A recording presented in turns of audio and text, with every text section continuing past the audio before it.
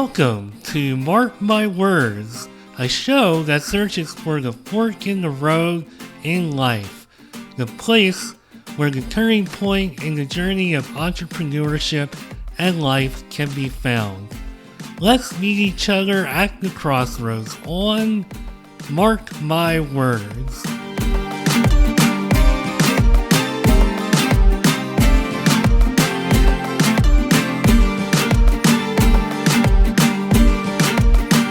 If you're looking to get out from behind the desk and maybe into the kitchen and pursue your career as a foodiepreneur or a chefpreneur, or you just want to be a chef or run a food truck, I know I've had some foodiepreneurs on this show in the past. Today, I have Kirsten Pedersen, who hails from Alaska and has a very interesting story about how she became a chefpreneur and foodiepreneur. And she is not only an executive chef and president of Alaskan Events and Catering, she is also the founder of the Culinary Illuminary, where you can go if you want to actually get out from behind the desk or wherever it is that you're currently working, and you want to get into the kitchen and work professionally. Kirsten Pedersen, welcome to Mark My Words. How you doing today? Hey, Mark, I'm great. Thanks so much for having me on the show today. I'm delighted to be here.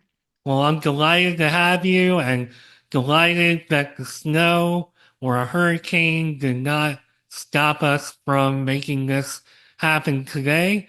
We're both, at least for the time being, dodging Mother Nature, and technology's in our favor. Everything is lined up, and we are here to do this episode. I can't wait to have this conversation with you. Thanks, Mark. Yeah, we had to postpone this because of recent events of the snow for me and the hurricane for you. But I'm glad it sorted itself out now. So, yeah, we just have to keep forging through, don't we? Yes, we do. And I know that your story, kind of the overall tone of it, has a lot to do with that mindset. And I can't wait to really hear the whole story. I know a little bit about it. Uh, First thing though, as I usually do on this show, I see that you came to the mainland of the US at some point to study at Boise State University. And first of all, kind of a two-part question, but what did you study there? Was it what your passion is? And B, what was it like going from Alaska to the mainland and living here and studying here? Well, I have to say, that was a while ago. And back then, my direction was actually medicine. I had planned to be in pediatrics, and I was actually going to target oncology. So I moved from Alaska down to Idaho and had transferred everything. The plan was to just finish up pre-med and then head on over to Harborview in Seattle and then go to medical school there. And they still have the program. It's called affectionately, it's WWAMI, and it's Washington, Alaska, Montana, and Idaho. And it's an agreement between those states and Washington so that the students can get in-state tuition because those states don't have medical schools. Now, things have changed a little bit over the years, and we've got, more diverse programs and things like that. But uh, so I was there. I had just finished just like I said, I was just wrapping up pre-med, and I was on my way home one afternoon. I had been at the hospital, and I literally was hit in a car accident and kind of pulled the entire life rug out from underneath me. And I ended up having to go through about 3 years of rehabilitation And it was everything from speech pathology to cognizance and retraining of the brain. Um, uh, I had uh, from the vehicle, I was actually induced into a TMJ situation that because of the misalignment from the accident, my head was thrown through the rear window of the truck. So yeah, I had to go through all of these, um, all of this rehab and whatnot. So by the time I was finished, and I was kind of floundering because I couldn't remember things. So that was part of the problem. When you think you go to sit for an exam and you know A and you know C or D, or you think the answer should be F, right? But you can't remember how to get from A to F. So that was the dilemma, was that I couldn't remember things. And so it was looking very bleak for me to go to medical school at the time. And of course, our advancements now, we know so much more about brain injuries now than we did, back then. So what I did was I bought some strawberries at the local fruit stand. That you can do that in Boise, Idaho, because they have lovely, four seasons. We don't really have that in Alaska. So, but I brought strawberries home one afternoon and I made jam, and I said, well, gosh, this is quite fun. Why don't I think about going to culinary school instead? So that's what transpired, and that's what started the next little path in the journey, the next fork in the road, so to speak. So from there, I left Idaho and I went to New England Culinary Institute in Vermont. Wow, that it's amazing the places that life leads us to sometimes. You think you're going somewhere for one thing and you're so focused on it, blink of an eye, your life completely changes. And then such a little thing like you experienced wound up turning into a career, not just a career, but your own business. I mean, going through that traumatic of an experience, could you imagine, having your own business? So, I never when I got through culinary school, the one thing I knew at the time, and as I left school and I went to, I came back to Alaska. A couple of reasons. My mom and dad were still here at the time. I brought the horse. I took a horse with me, a horse and a dog. I took them to culinary school with me, and I thought, well, I'll take them back, and mom and dad can watch the horse and the dog while I go off on a year-long journey around the world. I had plans to go to Australia and Europe, and I had certain particular places that I wanted to go and study and I came back and I worked at a restaurant in Anchorage for a little while, and it was a very, very high-end restaurant, very top-notch. James Beard, we went to James Beard actually, but I knew that working at the restaurant, I didn't love it. And that kind of threw me for another loop because I thought to myself, here you were going to go be a physician, and now you're working at a restaurant and you don't love it, and you've just spent all this money on culinary school. So now what?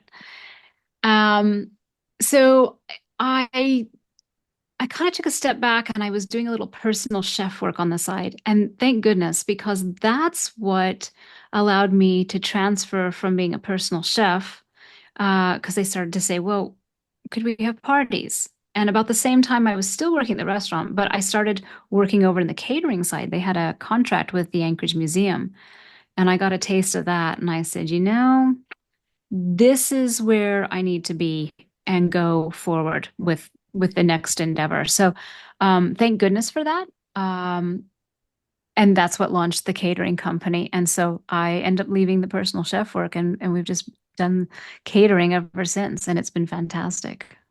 So, what was it about working at the restaurant that you think you didn't like? Was it just too much of a grind? Was it too corporate? What was it? You know, once I got the catering open, I had so many people come to me and say, you really should open a restaurant. We love your food. We want this, we want that.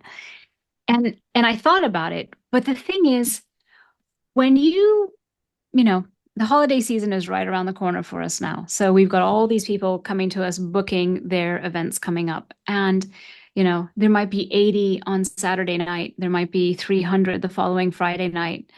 And what happens is you go into the kitchen and you really prep and work really hard, and the crew comes together, and you might spend Monday, going over all the different things that we're going to prep and what we're doing, the menu and all those things. And then by Tuesday, Wednesday, we always start with the end of the menu. We start with dessert first and then work our way back. And so by the time, Friday comes around, or if it's Thursday for Friday night, then you're working on the proteins and things like that. And what can happen is so we'll be really busy over the holiday season or even in summertime, wedding season. But maybe you work, you know, Friday, Saturday, Sunday weddings, and then maybe you take the entire next week off. And having that flexibility and the time to just dictate and set your own schedule is brilliant. It really is brilliant. And if you have a restaurant, unless you've got somebody, unless you've got a chef who can literally run that to a T, and a general manager who's, working really well under you, you have to be there. And I'm not saying I mean, obviously in the catering, you have to be there as well, but it's just it's a different concept because you can work really hard and then take the time off. And honestly, um, I would rather serve 300 people at once than do, 50 a night, 75 a next night, 100 the next night, 40 the next night, that kind of a thing. If you're doing 300 over the course of the week versus 300 on a Friday night, I think it's much better and it allows you to scale faster. So I think that the catering is really the way to go, for sure. And it sounds like you have more balance in your life. You're working really hard for a few days. You can go off, recharge, do what you want. You're making a good enough living, I'm sure. And sounds like a very positive cycle to me. It really is. It really is. I love it. I'm so glad it's worked out this way because it's just been absolutely, I think it's just been fantastic. So, and we had a food truck for a while and I loved that too, but I mean, and obviously the food doesn't care because the food doesn't matter if it's coming out of the truck. Although if you're doing some off premise and you're at a venue, depending on what they have for, um, you know, amenities, if it's a full kitchen or not, allows you to do different menus. So I love it. It's just, it is fantastic. So yeah, yeah, I just love it. It's brilliant. So did you start out as like a solopreneur? Did you have a little bit of a staff? What was it like just to build up your business back then compared to maybe how it might be now?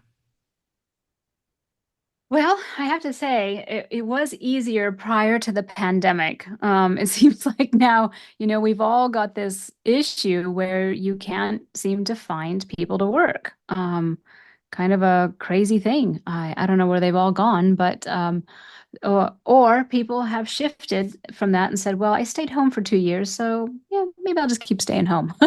So it was definitely easier to staff, but it just not only when I built the catering company out, business wise, but I was literally and figuratively building. I'm coming to you from the hospitality building now, and I'm in the office, and behind me, you've got the mushroom poster here, but it's mainly to keep the glare because that looks down onto the kitchen. And so I literally, as I was growing the business, I threw all that money back into building this business, the building up. And it, that was a bit of a trial too, because when you build something this big, it's 6,000 square foot. And so there's the kitchen, there's the garage.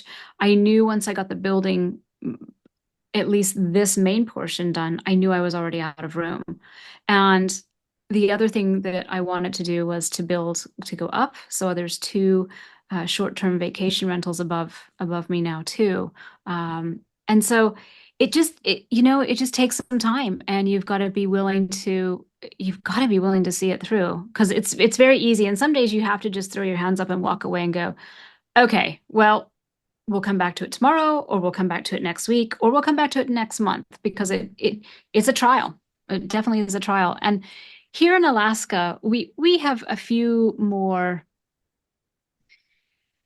challenges that you don't have down, in the lower 48, as we affectionately call you. The everything has to be shipped in. So, and that's everything from lumber to, produce and proteins. Now obviously we have a great seafood market up here. It really is fantastic. But we don't have very many beef ranches. There's no pork ranches or anything like that. So again, all of that, there's even poultry farms. Our season's too short. And even our vegetables were limited to cold weather, cold root vegetables, mainly. So, I mean, it's great if you love lettuce and carrots and onions, but if you're growing tomatoes, you need to have a greenhouse or a hothouse, because it's just too chilly. So, it's a little bit of a challenge, to go through all of that. There's definitely easier places to work, for sure. So, and like down there, if you're there and you say, oh gosh, well, we don't have what we need from here. Chances are you can pop around to one or two other states, even if you really had to go to that length. We can't do that here. It's 3,000-mile drive from Anchorage to Seattle. So, it's just not right around the corner. But, yeah, if we can do it here, then obviously you and anyone else who wants to go down that path can do it anywhere. So it works out great. And I think you brought up a real great point that I think anybody who has any business or is aspiring to have a business, whatever the case is, you gotta see it through. You can't give up. Because as I'm sitting here and listening to you tell your story about, you gotta see it through because of the circumstances, I had a second where I was like, huh, that's different from what I'm doing with the show. Because if things come up, it's pretty easy for me to just say, okay, I can put this on hold. But really, the bottom line is, I think unless you're really lucky somehow, you really gotta see your business through. You gotta stick with it and keep grinding it out because you're not gonna become as successful as you want to be by kicking back and thinking it's all going to happen, whether you're aspiring chef in Alaska or a podcast host in Florida. It doesn't matter. If you want to accomplish something, you got to put the work in.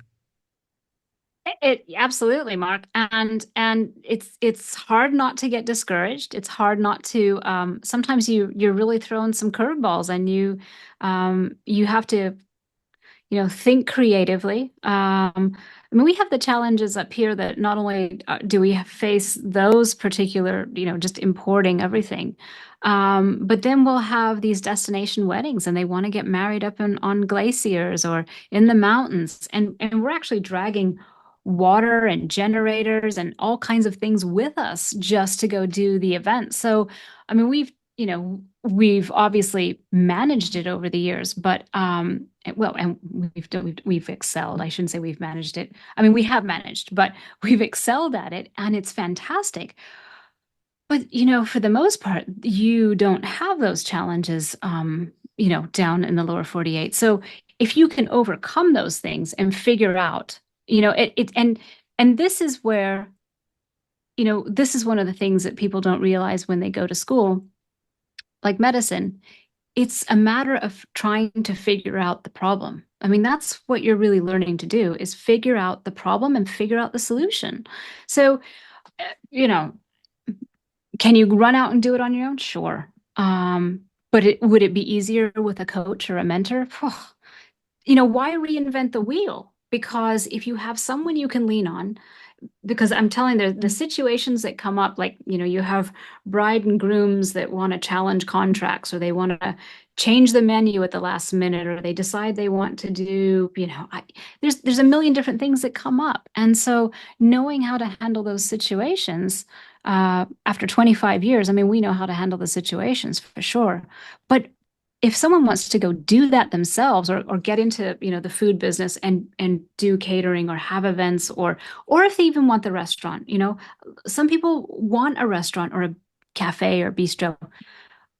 I'm not going to say no, just know what challenges you're up against, and just make sure that you can get through them, because it's all very, and you also have to have a little bit of a, I would say, a little type A personality with a little bit of a little bit of a, duck feathers on your back. Because, sometimes you have to let things roll off you and go, okay, well, next time we might do it like this, or, you know, next time we'll address the challenge, this way if it comes up again. So yeah, and there's things that come up you can't anticipate. So yeah, being able to figure it out in the moment can sometimes be interesting for sure.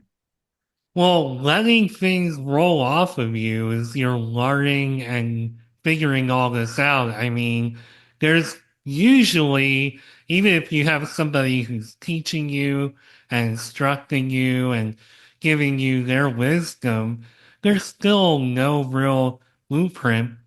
And sometimes things happen that, maybe you're not ready for, happen on the fly. You gotta make a decision. And you're going to get put in situations where you're gonna have to learn. I know personally, if I make like something that I consider to be a real bad mistake on the show or whatever the case is, I'm really like gutted and I take it very, very hard.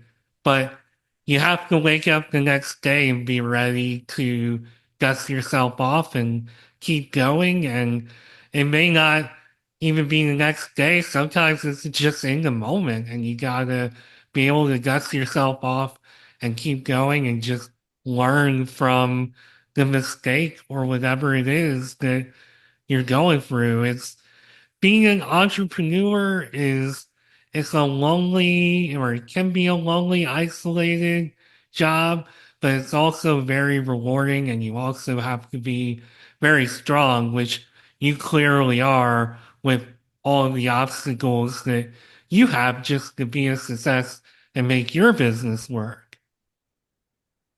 Very true, Mark. And actually, at the end of the day, I mean, it's one thing to have a really successful event or a really successful catering event, or, for you, a very successful interview and on um, a podcast. But I think I think we learn more from our mistakes or the challenges, because you come away from that and you think, wow, I never saw that coming. Okay, but if it does come up again, well, we'll know, ABC, XYZ. We do learn from our challenges and the things that come up. I mean, really, that's what helps us grow and improve. Because if everything's successful and it's just, the same weekend to weekend, or we're not learning from that. So the challenges and what we, of course, perceive might be a failure or a mistake, maybe isn't a failure or mistake in anyone else's eyes. So that's also a consideration as well. That what we, of course, as entrepreneurs, considers, maybe something critical, maybe just isn't to the client, as well. It depends on what it is, clearly. And that's very important as well, because what we do see as a failure or a misstep, it might not be taken that way at all. So we have to give ourselves a little bit of grace as we do make mistakes or at least things that we perceive as a mistake. And I guess I'm just speaking off of personal experience because there was actually an episode where I was super prepared for, but I said the name of the person I was talking to. I said their company incorrectly. It was like half right, half wrong. And they were like, oh, it was blah, blah, blah. I was like, oh my gosh, like totally in the moment. I was like just absolutely kicking myself. But it was a really amazing guess. So it's like, okay, I made a mistake, totally recognized it, apologized. This is still a really great episode, a great show.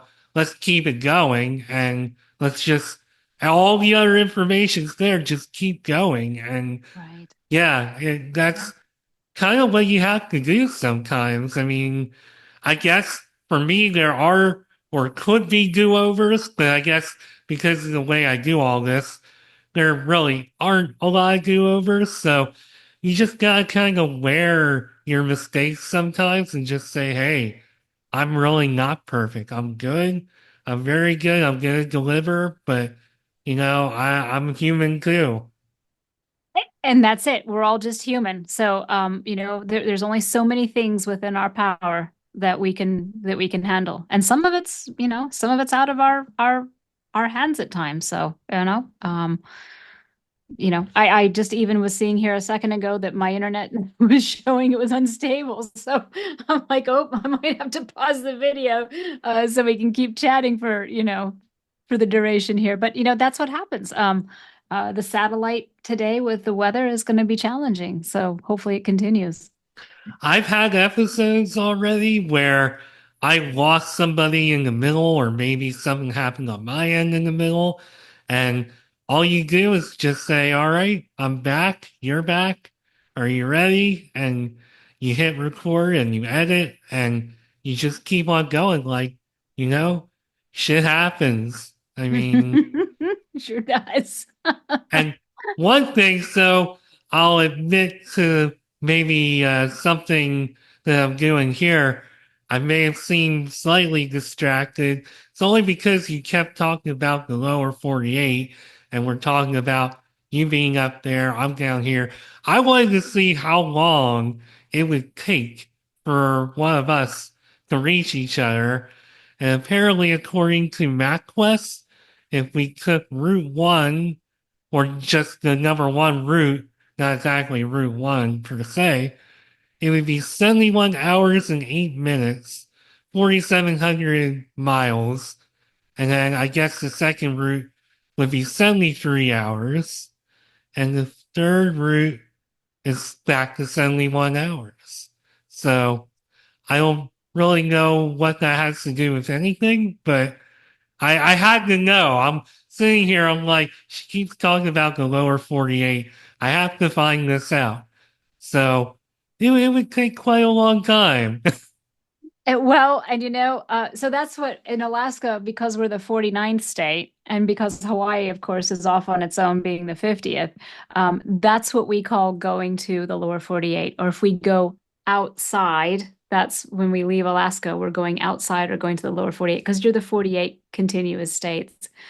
But I will tell you, I think you would have to be chipping along at a pretty good rate to make it in 73 hours because um, generally speaking, the road from Anchorage, and you have to go all the way up to the Yukon and then back down again through Canada.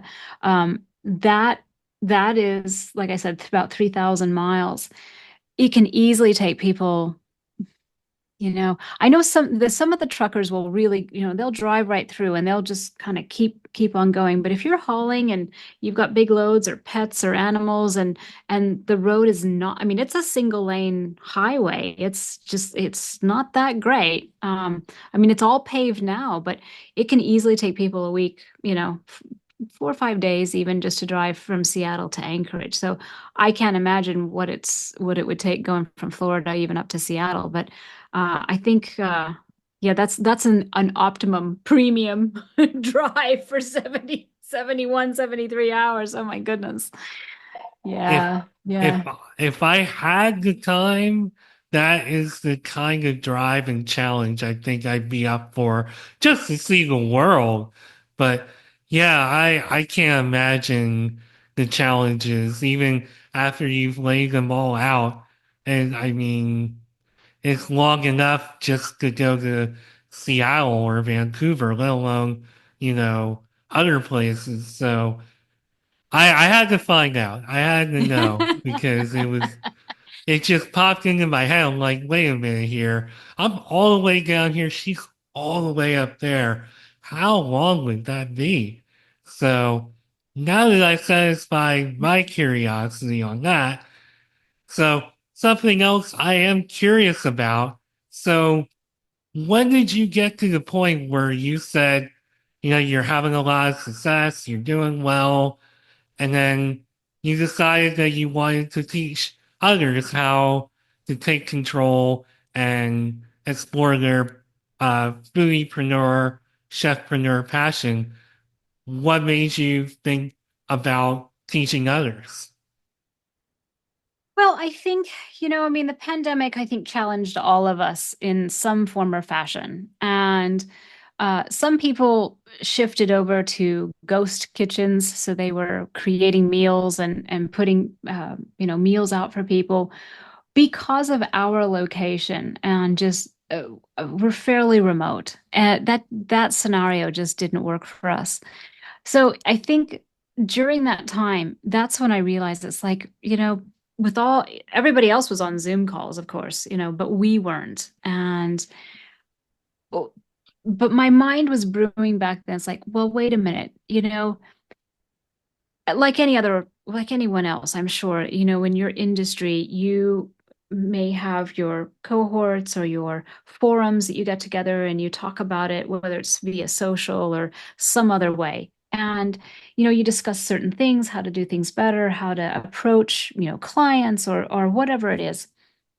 And that's the time that it dawned on me that, I think there's this idealism out there that you have to go grow up and go to school and go to college and then maybe get that master's degree, and you have to go through all of these steps before you can go launch whatever it is that you want to do. And I think that's obviously been around for eons now, but with our technology and the internet and all of these other things, there's ways.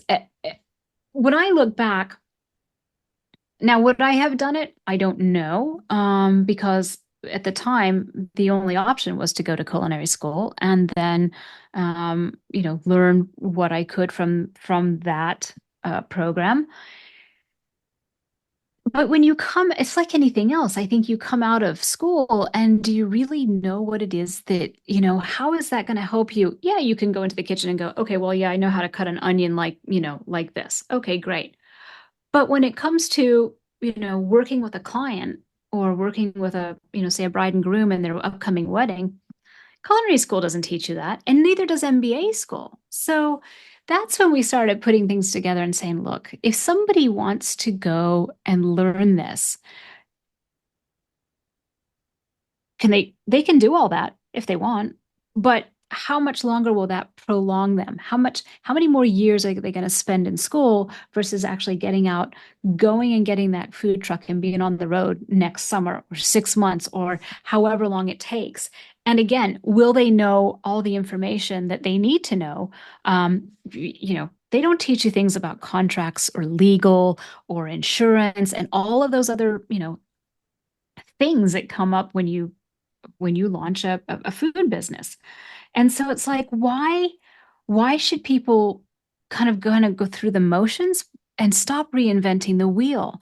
And let's help people. Because here's the other thing too. If they take out all that money and student loans, then what's left over for them for their startup? Nothing. They're going to have to get even more in debt. And so I think circumventing that a little bit and with the technology that we have today, it makes it so much easier. So if people, have that recipe or they've got that aptitude, they grew up in the kitchen with their parents and they learned and they just know that this is, or maybe they grew up in a kitchen, maybe they grew up going to the restaurant or the cafe. Why not take that knowledge and like let's not put that into more years of study and training that may or may not fit anyway. Let's get them out on the road. Let's get them that food truck. I mean, let's go. I mean, I don't know, and people are young and we've all done this, right? You think, oh, I'll do this next year, or in 5 years I want to do this. And then you get to a stage and you say, you know what? No, let's let's do it now. Where time is marching on. And it's yeah, you're older than you think. That there is a lot of truth to that because sometimes when I'm not staring at myself while I'm doing a podcast, in my mind, I'm still, in my early 30s, I feel pretty good. But the truth is, I'm inching closer and closer to 50. And I guess that is what inspired me to really start doing things like creating content. I started out in my field. I'm one of the weird ones who have stayed in my field since college, and I love what I do. But there came a point where I left my company of 10 years. They offered me a buyout package, and I stayed in my field and was freelancing, but I found I wasn't as fulfilled. So that's when my journey to where I am now really started.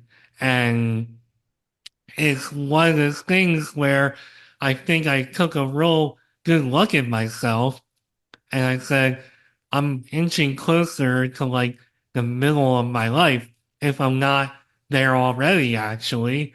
So if I want to do things like write a blog, start a podcast, whatever it is that I want to do, I better really start doing it now. So you do hit that point in your life and there's really I always like to say it happens in your 30s, but there's really no way to define it. You just know when you're there and yeah, time is not always our friend. So if you want to do something, you're better off going for it now than putting it off.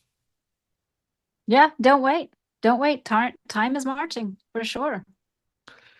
So speaking of time marching on, and I don't know if this is a good segue or not, but it's a segue nonetheless.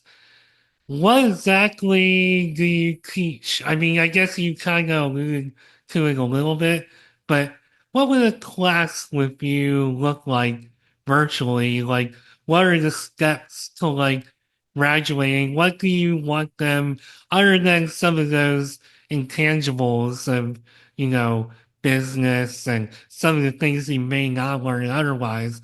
What do you want your students to learn about cooking? Well, so there's two elements. There's obviously the cooking side and the business side. And we have three different tiers, if you will. The first one, they spend about a month, 5 weeks with us, and they just, if they're brand new to the whole industry, but they know, they've just got this passion inside them, or maybe they've been taking things into work and saying, gosh, and everybody at work goes, oh, you should open a restaurant, right? Or you should get a food truck, right? We take that first step and we go through the process of, you know, building branding and helping them launch if that's what they'd like to do. And that short initial is just kind of a stepping stone to help them decide, is this right for them? Do they have what it takes? What are some of the particulars that they should know before they jump all in with, moving into a foodpreneur business. And so we take that first, and it varies for some people. Sometimes it's a month and sometimes it's 6 weeks because different people may have a couple of different things going on. Everybody's at a different level. So that's the thing. We want to work with people who are, we've got some clients who, like there's some people on the East Coast right now. And actually one in particular I'm thinking of that she's still in public education during the day, but then she is going to the kitchen. It's a rented kitchen, and she's putting on parties at the weekend. But now she doesn't know anything about contracts, or she doesn't have, she doesn't have she has a sort of a little website, but she's not really, And then she picked a name which it meant everything to her name, I mean, and so this would be like, you know, you she's actually from another country, and so she picked a name that was very synonymous with her culture, and it's great that it means so much to her, but to the general person here, it's like, well, would they think they don't know that word to start with, so they're not going to go looking for you as, like African catering, because they don't know, they don't know to go look for you like that. So instead of, some abstract word that's West African, choose a name that, people will go, oh, okay, this is Susie's Catering over in New York. Okay, it's catering, it's in New York, and Susie's doing it. That you don't have to guess, you know what I mean? So there's we help people kind of get some of these, little idiosyncrasies, defined and figured out.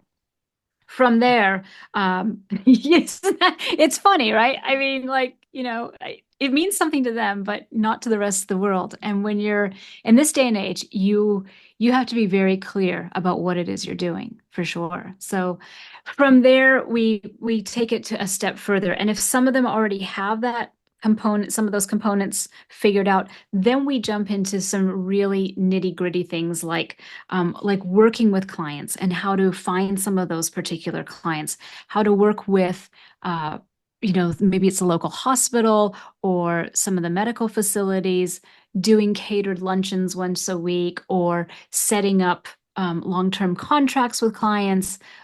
So the legal, the insurances, and if they've got a menu defined, then we just, if they need equipment, we figure out, we help them figure out what exactly they need for, is it, are they doing it on a food truck? Do they have access to a kitchen?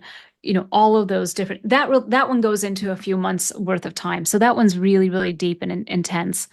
And from there, we even have people who say to us, look, we've got an opportunity to go set up a kitchen on a golf course or a country club. But or I've been given a plot of land, or I can rent a plot of land, but I need a kitchen now. We've actually worked with a manufacturer where the kitchen can actually be built out and literally delivered to their location, and they will literally put the connexes together. They literally open it up. They seal it together. It's put, they can do anything they want, aesthetics on the outside, but it literally is a turnkey kitchen, and they can go in, get started, and it's, they put it wherever they need to go, and and then they're off and running. So that's another element too that we can help some people with if that's what they would like to do. Same thing with a food truck or what it is, or maybe it's an old restaurant that's closed down, or a cafe, and they want to move into that, and they need help with, okay, contracts and leases and legalities of taking something over like that, equipment, lots of things. So yeah, it's 3 different levels. And again, everyone's at a different stage. So, but better to be there than to be saying, well, I think I'll start culinary school in January. And so I think I'll get launched in, 2030, right? Right. And I think everything that you're doing is really amazing, especially doing it virtually. And I usually ask this question pretty much at the end, and we can revisit it in a few minutes here because I know we're starting to get a little short on time, but I am curious to know how do people find you? How do they find your instruction? You have a beautiful website. Oh, thank you. Thank you. Well, they can look at the catering website, of course, at cateralaska.com. But as the Culinary Illuminary, we're shedding light on how they can launch their own endeavor. So if they go to the Culinary Illuminary, it's culinaryilluminary.com. And so they can go right there, they can watch a quick video, they can throw in their information, and from there we'll send them emails and we'll go to the next step. We make it pretty easy. So yeah, that's where they need to go for sure. And how big of a role does social media play as far as getting this out there? Well, so LinkedIn and the usual Facebook and Twitter. We're not really on Twitter so much, but Instagram. Those are probably our main components. Those three. We've got a few things up on TikTok. Just a couple little things here. But on these podcasts, we really talk about going to the website, theculinaryilluminary.com, and watching the video there, and from there going forward. But yeah, I mean, social media, I mean, everybody's on it these days. YouTube's another one. So they can, if we've got a little something popped up there if they're wanting more information. But yeah, these days, I mean, the yellow the yellow pages are over. I mean, I guess you could do billboards, but then you're just too local to that, that specific location. So, yeah, I don't know where we would be without the social media these days. That's definitely, and it's for everyone, whether it's your podcast or our culinary program.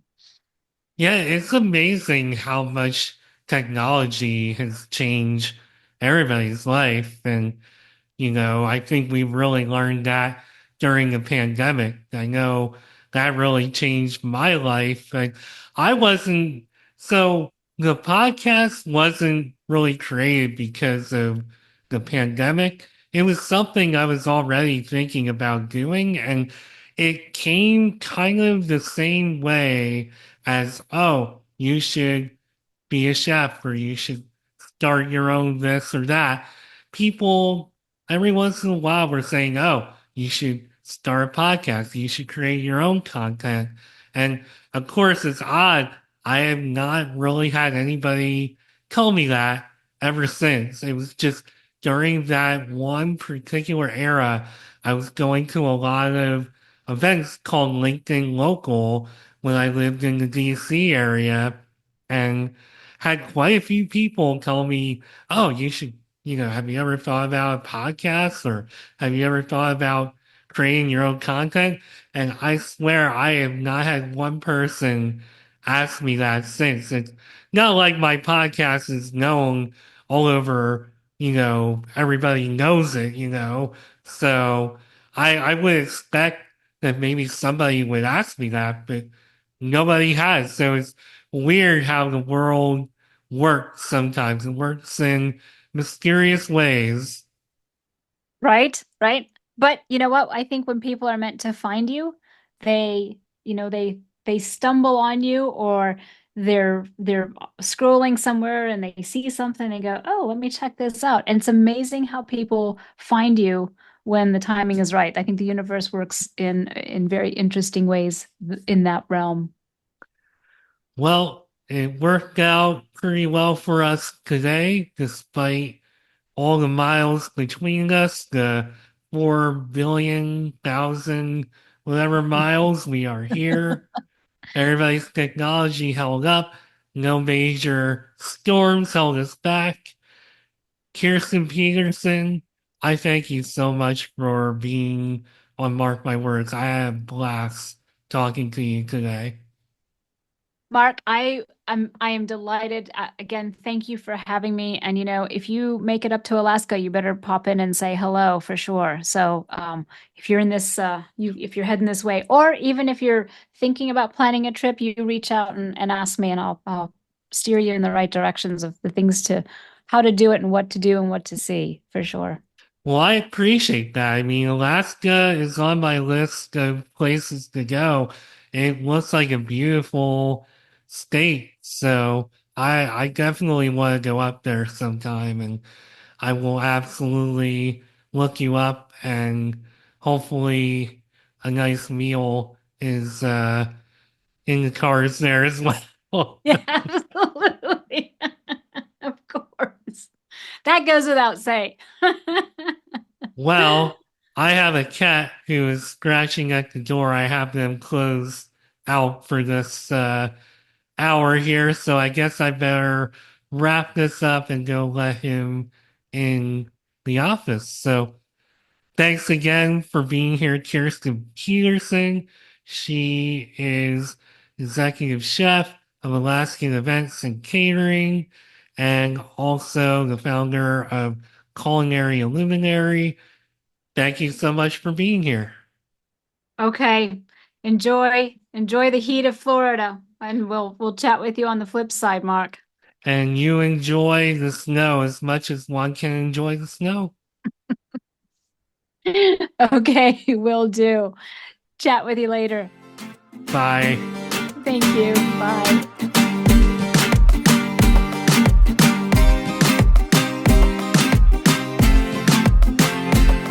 Thank you for taking time out of your busy day to go on a journey with me into entrepreneurship and life on Mark My Words. If you would like to learn more about me and the show, you can find me on LinkedIn at Mark Schmidt or connect with me on Instagram at Nimrod79.